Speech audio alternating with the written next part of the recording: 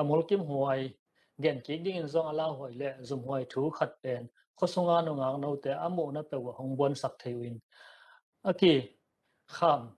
aki kham ngam la hi lo athuang no ngak te zong lao zum la zum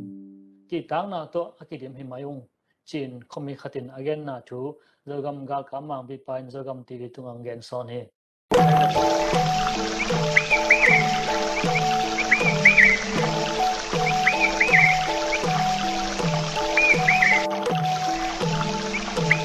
tôi na thu thak ching rồi na sim khian na cái mà năng khăn khupin ang nei suang ning zogam gal kap te zogam van na ma van te le chup yang tom tom te zogam chara zwin zogam lam zon na ding zogam sunga bin na om na ding zogam kyung na fu zon na ding en zomi revolutionary army eastern command zogam gal kap te le zomi political coordination committee polin abei sa kaw ne sung Minotin Kalswan Thewi Chitu Information and Publicity Department Tanupi Patung Panin Kizahi. Abeisan Kalsung in Zogam Gal Captain Zogam Chingpikot Tong Sial Tuichin Singlay Huate Vanin Kwanzo Hi Chin Colonel Messonin Zogam TV Tanute Tungang Geni Zogam Gal Capte Zogam Vana Panin Chidam Takina Omna Chiatazong Tung Kimta Chitu Kizahi Zogam Gal Captain Avan Zogam Hua Kempewa khonu khapa te khang no makai te to kimel thaina holim na le zogam thu le la te ki kum na ki nei thei zogam gal kap te thu zogam chada thu le zogam lam khop zia ding ma ban te hil chian na ki bol thei hole tui sunga thu piang te holim na le ki kum na ki bol thei ya a ki hel khomi khem pe lung kim ma mau hi chin hungen ba hi zogam gal kap te hongban ki exam na ding le aki ta ko galte bol sen na panin a kep ching na ding in hongen hi chin colonel meson in hongen ba hi zogam gal captain singlei khuawan na panin amina puam aki thei ding a dei lo khopa khatin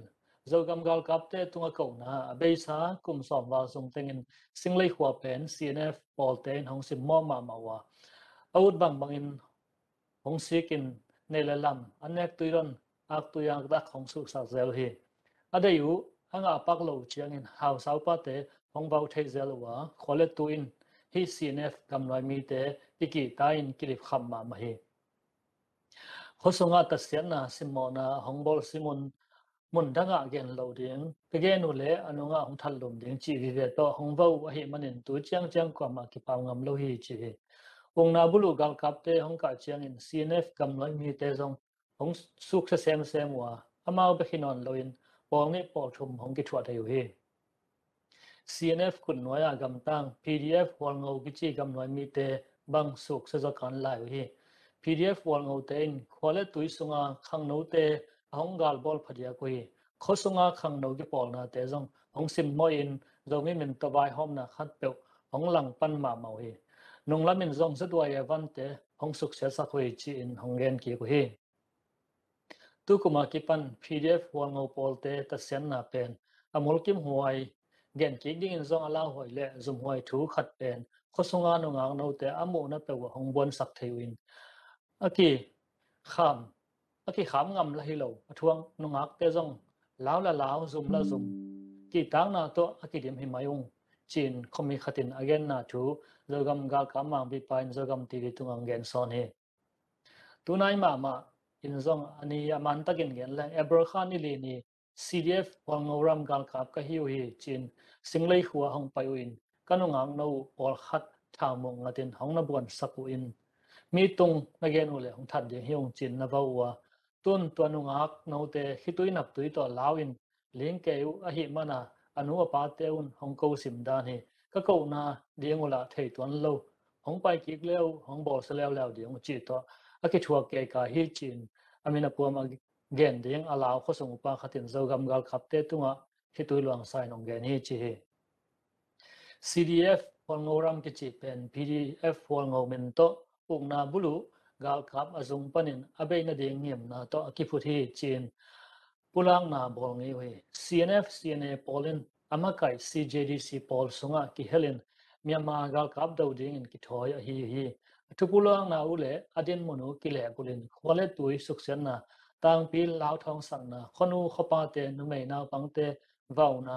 nu mei no te buan na namdang te simo na chi bangin honggam taw hi manin zogam sunga hi bang gam tan na le tasyan na abol gam noi thau to ki pol na pe ma ki dei lo hi chin zogam gal kamang pi pan ge ni zogam tv thu khan ten aki thei khian na cdf wango pol pen cjdc pol sunga aki pol pi cno cndf pol to zong mun le mol hangin kilem lo a hi manin zogam sung tenga hong bu sa to in tasyan na hong bolu a hi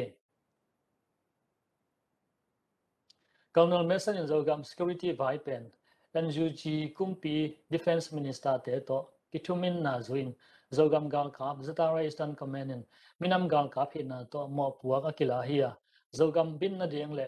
khole tui kem chingding in lim takin ma kipang to to ding hi chin zogam tv kanu te tung ang ge ni